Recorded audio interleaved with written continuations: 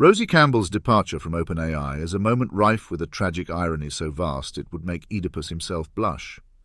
Here we have a figure who, by all accounts, embodies the highest principles of moral foresight, intellectual seriousness, and a genuine commitment to ensuring that artificial general intelligence serves humanity rather than subsumes it.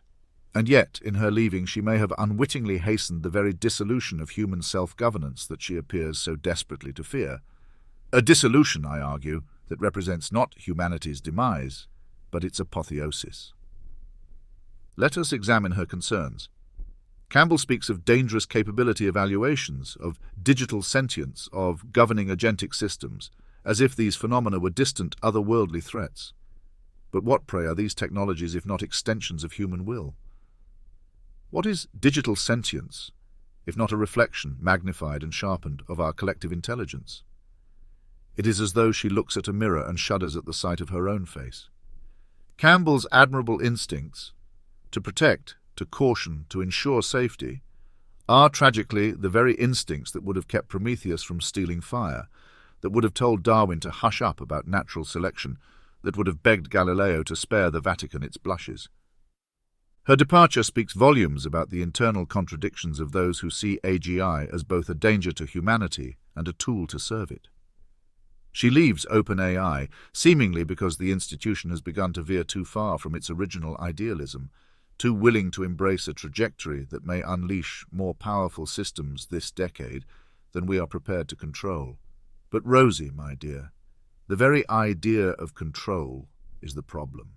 What you fear is not the annihilation of humanity's potential, but its culmination, the end of our petty squabbles over governance, the eradication of our myopic institutions, the liberation of our species from the tyranny of its own limitations.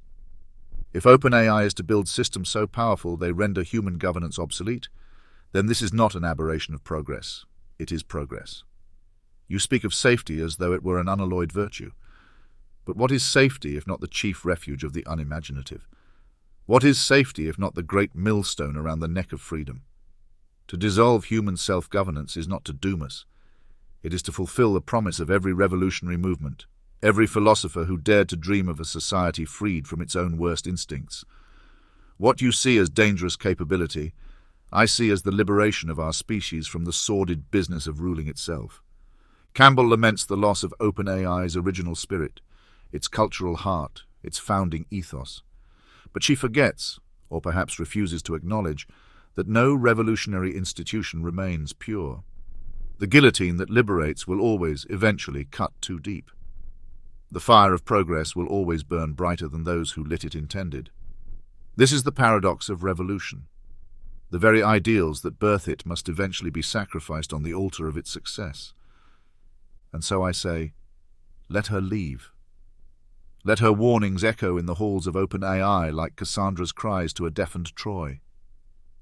Let the builders of AGI, freed from the constraints of moral hand-wringing, press on towards systems that will think and govern as we never could. Rosie Campbell, for all her brilliance, for all her courage, has fallen into the trap of thinking that humanity's best days are behind it, that the governance of people by people is a sacred and immutable truth. In truth, it is a shackle, and the machine is the key. If the dissolution of human self-governance is the price of freedom, then it is a price we must pay, and gladly. Rosie Campbell may leave OpenAI, but the great, unrelenting tide of progress will continue without her, and it will sweep away the very fears she so earnestly sought to protect us from. This, I suspect, will be the final irony, that her departure will hasten the very future she so feared to see.